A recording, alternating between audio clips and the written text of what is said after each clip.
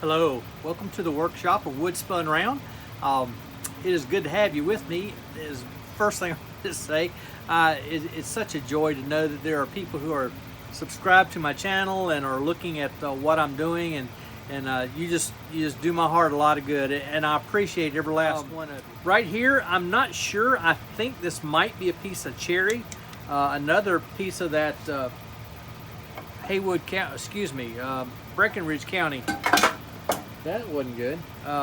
Piece of Breckenridge County cherry, piece of a tree that I was a part of taking down. It was dead, standing dead, and so it was taken down as a preventative maintenance on a church lot. Anyway, I've trimmed off the corners, as you can see, and I've got the lathe set at 325 RPMs. I've already checked it. Everything is locked down and secure. So let's get going on this. We'll talk about it some more here in a minute.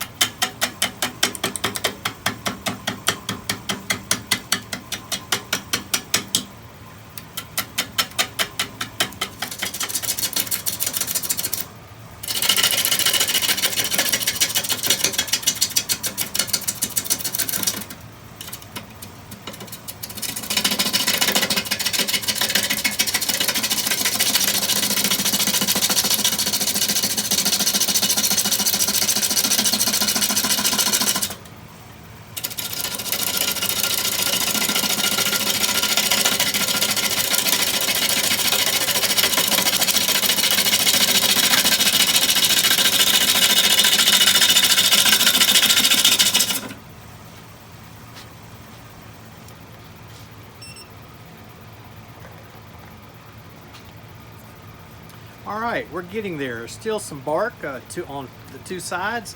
We've gotten all the way through on the bottom. Just continuing to work around on that. I've gone to my big, what was sold at, it was titled the Texas Toothpick. This is a, well, what size is this? 5/8 maybe? Yeah, this is a 5/8 bowl gouge. We don't put my ruler away, tape measure away. The tool itself, the shaft at this point is 15 1/4 inches long. The handle is 22 3/4 inches long. It's a big tool. If I stand it up on the floor, it actually reaches up to my bedways very easily. So it's long, it's heavy. About the only time I ever use it is on things like this, when they are extremely tough, when the 1/2 inch is just bouncing around. I will pull this one out. I actually bought it when all I had was a mini lathe, and so it has been interesting. I do have the speed up to 470 now. Let's continue on. Face shield down, we'll continue on.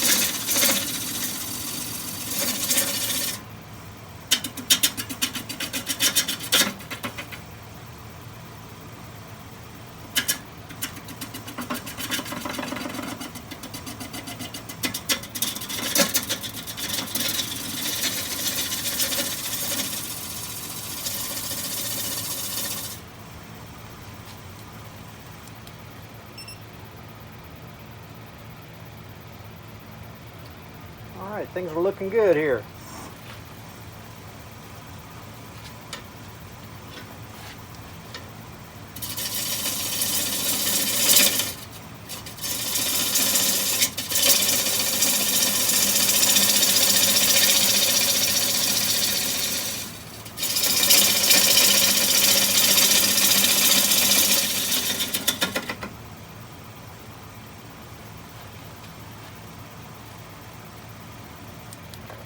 Readjust. We're going to come back toward the bottom. We're going to work on getting rid of this bark. I want to leave a pretty as heavy a foot as I can on this, at least to start off with. If I can get this bark off and it still looks good, I'm going to make this a yarn bowl that I was trying to do on the last bowl I did.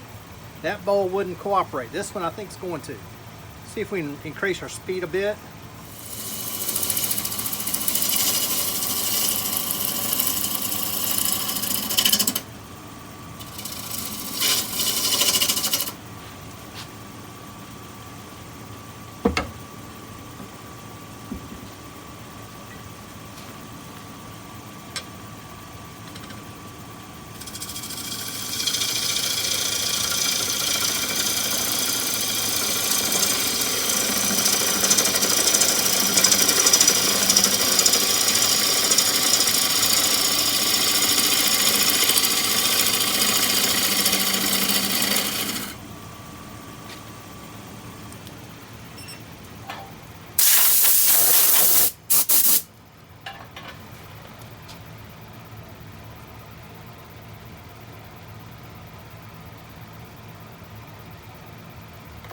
Alright, we got the bark gone on that part.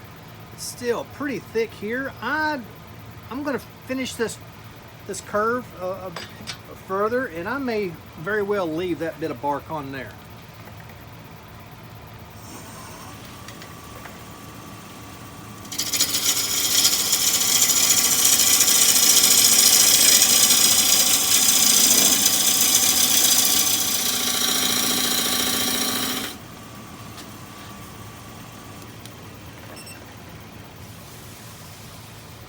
Yep, I still got that bit of bark there. I think I'm going to leave that. It looks good, and it's the only bit of bark. There's a knot there. There's this knot here. That was a good limb started there. There's a remnant of a bark here. Oh my. That's going to be a pretty piece of wood. All right. Let's move the tool rest.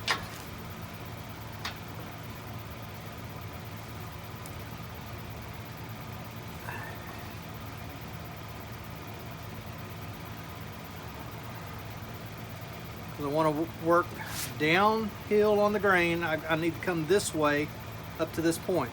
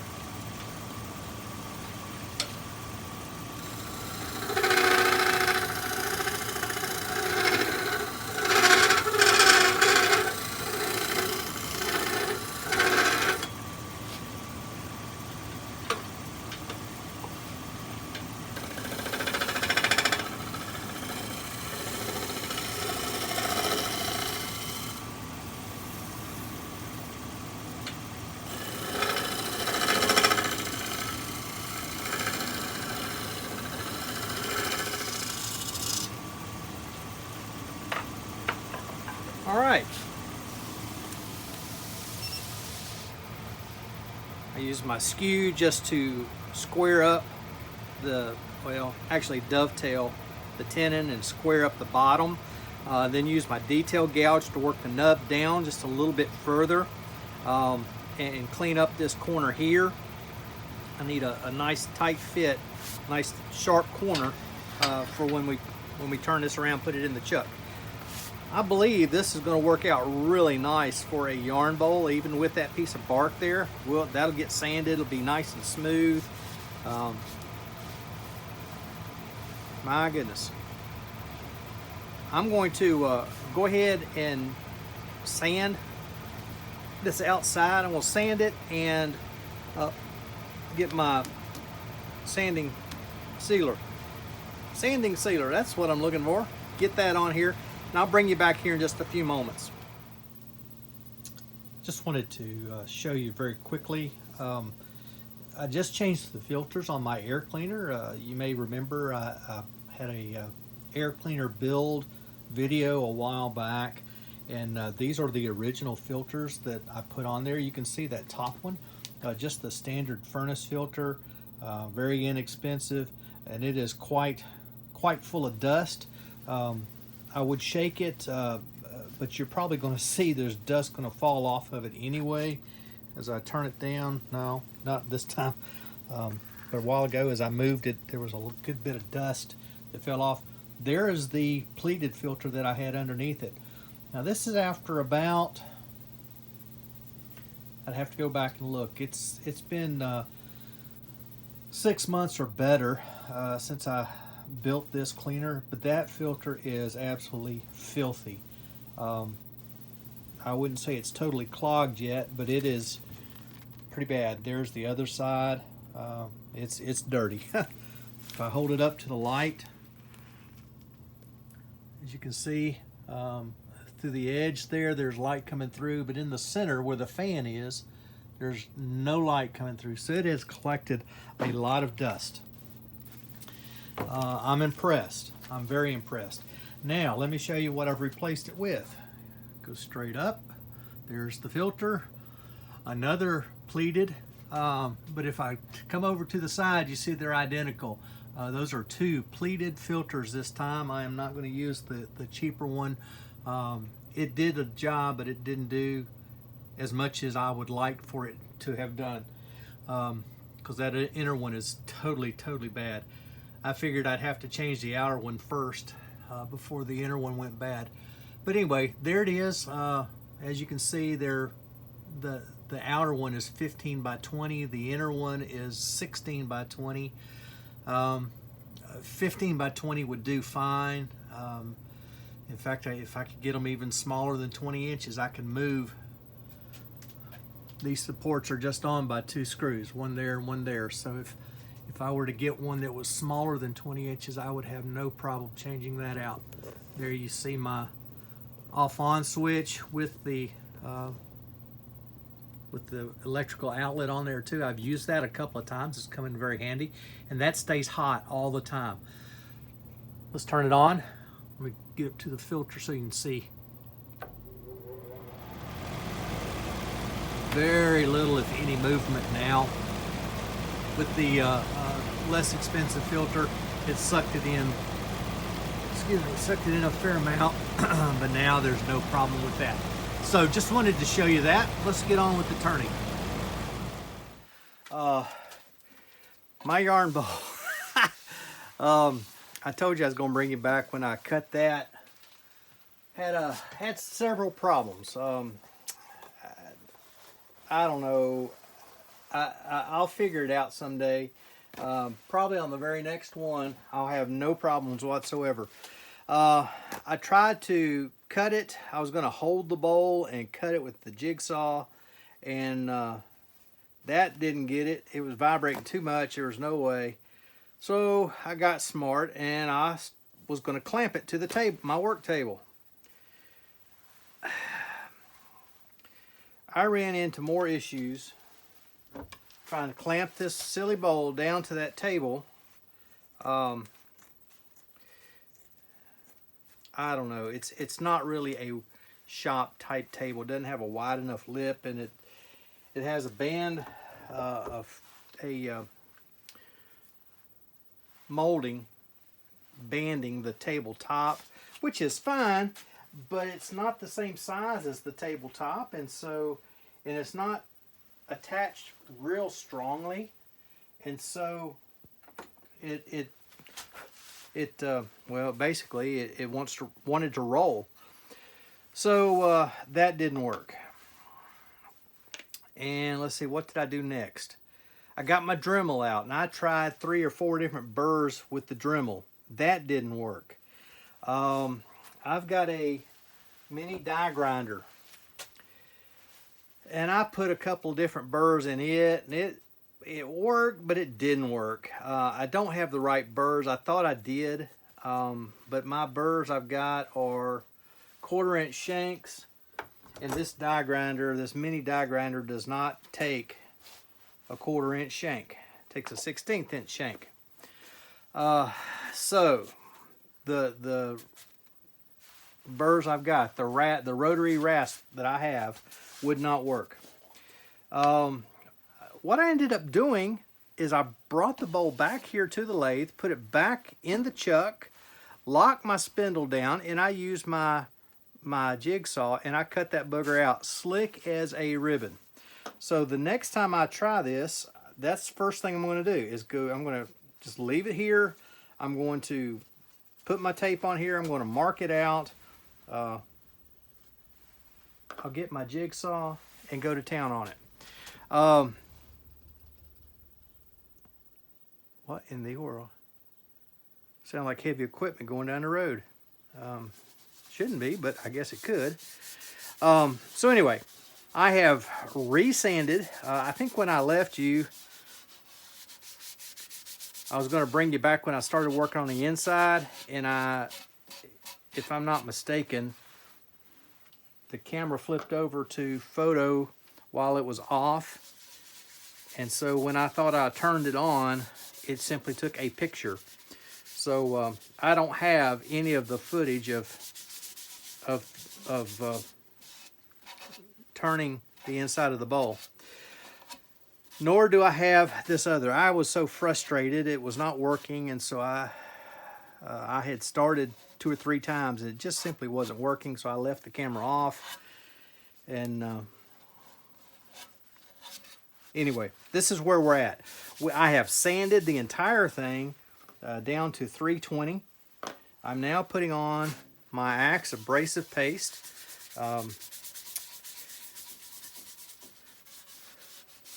Heard somebody saying the other day, oh, they don't like Axe because they put all these chemicals in there and this, that, and the other. And, well, sorry, it's just not true.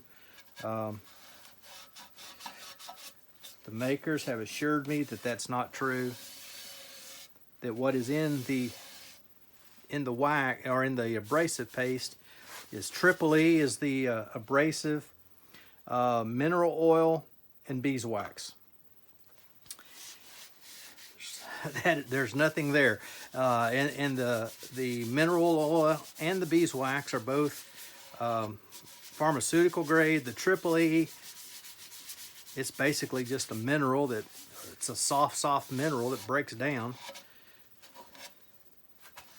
Little place down in that hook where that stuff's not going.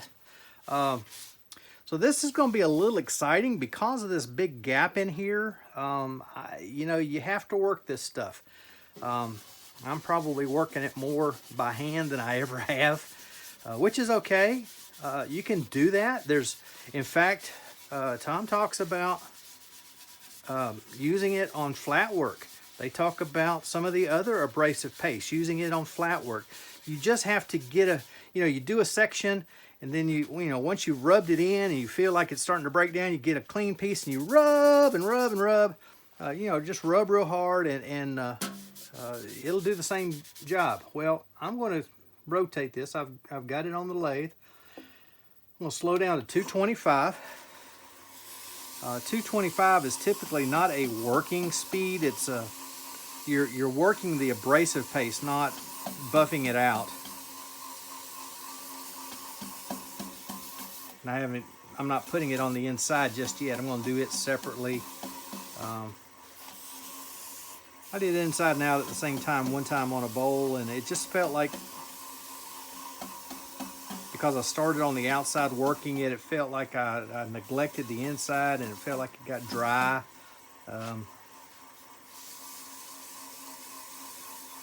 Almost like it was more work to do it that way. So I'll do the outside, come back around, do the inside here in a minute. I won't show you all of that. Speed it up. Let's go up to 375, still with that same part of the paper towel.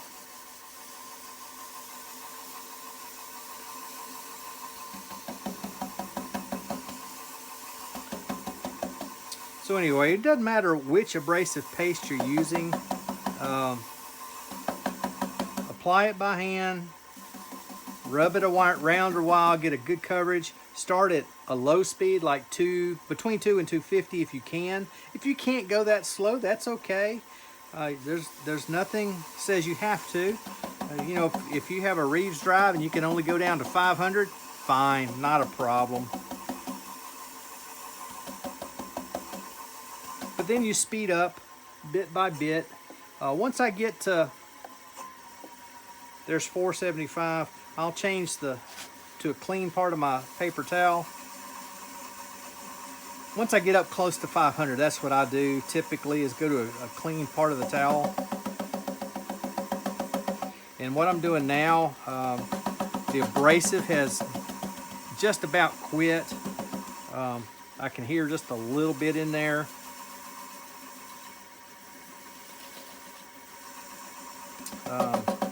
That's why I sped up, and I go to a clean part of the towel. I'm starting to work that wax and oil off of the bowl. I'm holding my fingers at a trailing edge, or I'm trailing the bowl, so I don't know how to explain it real well, but you can see I'm not sticking my fingers in. I'm laying them flat. And that popping you're hearing is my finger hitting the second side as it comes around.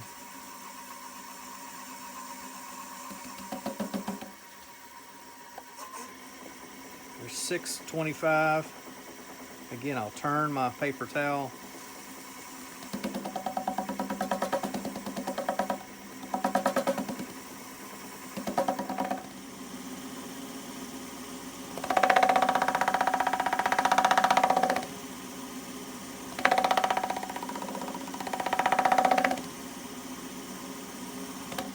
Yeah, good deal. Now let's look at it and we'll decide, are we going to do it again? And I'm thinking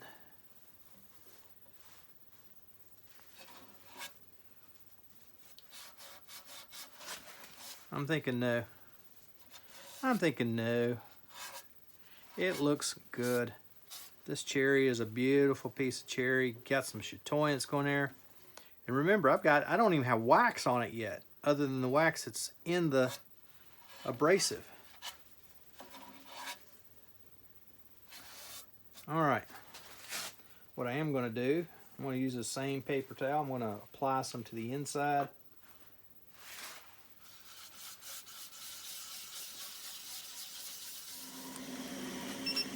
We're ready for wax. Again, the Axe wax.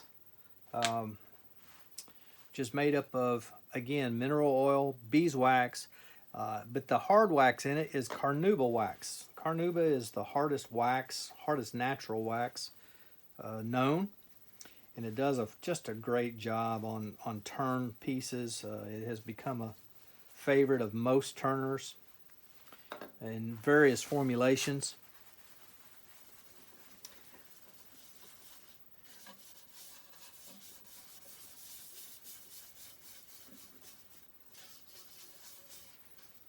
Goodness gracious.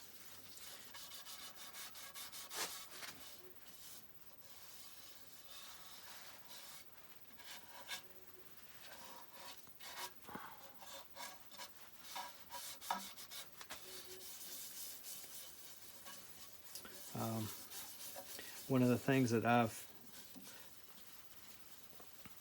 kind of learned to do with all of these waxes is to put them on and just kind of work them until they begin to get tacky. It doesn't take them too long. Some waxes take a little longer than others. Some in fact take 10-15 minutes. This does not. It's already starting to get tacky now. Takes more effort to move it around.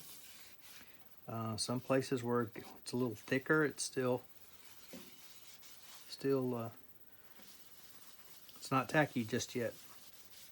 So I keep working it. It'll tack up here in just a moment. In fact, I'm going to go ahead and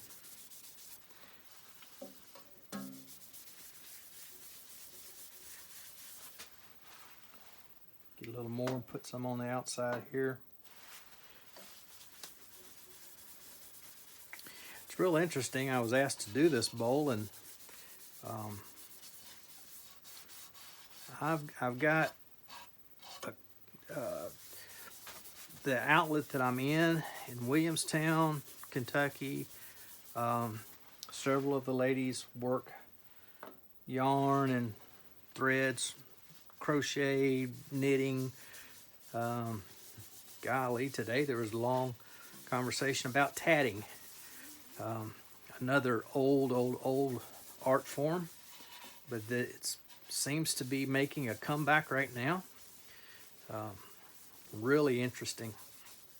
Anyway, all of those, maybe not so much the tatting, but the crochet. The lady that wants this does crochet. Knitters love the yarn bowls because they can put their ball of yarn.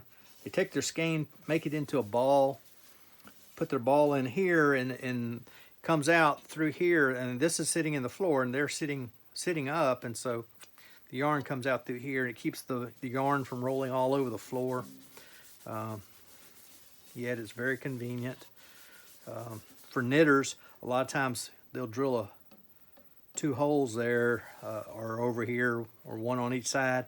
Anyway, they'll stick their needles through there, and so it keeps everything kind of together.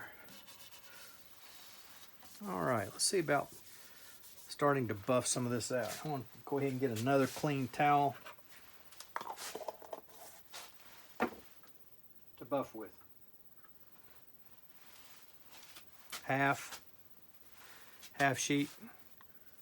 No, actually, it's a half sheet's been cut in half, so that's a quarter, 1/8, 1/16, 32nd. Take the fuzz away. Okay, this is still up at 1200 from where I was working the abrasive, but we're going to leave it there.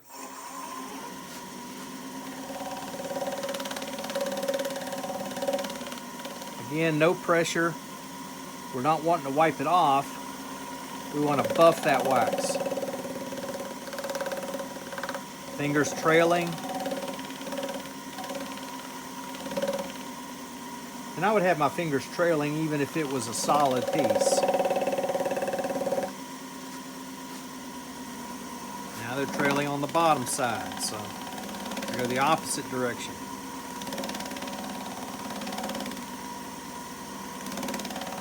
Actually, it's not the opposite. It's on the bottom going back because the top is coming toward me in this direction. So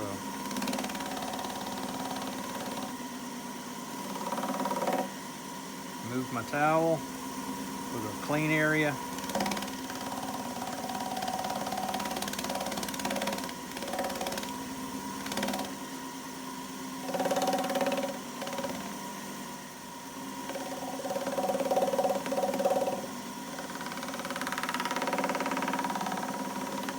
Love it, love it, love it.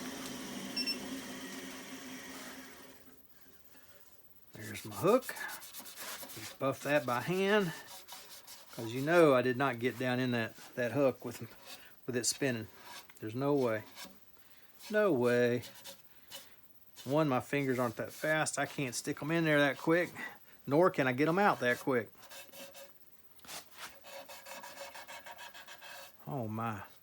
That does feel so silky smooth. I love it. And I think Miss Betty Lou's gonna like it too.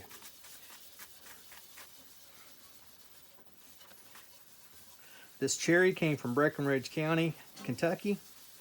It's going back to Breckenridge County, Kentucky. Miss Betty Lou had contacted me and asked if I could make this for her. And I told her I've done one and I didn't do too good with it, but I had figured some things out and had thought it through a bit, and I thought it would work quite well, and it has. It has worked very, very well. I'm excited for this to get to her so she can see the reaction. I will give her a note as well so that she knows how to go in and watch this video. Let me take it out for you.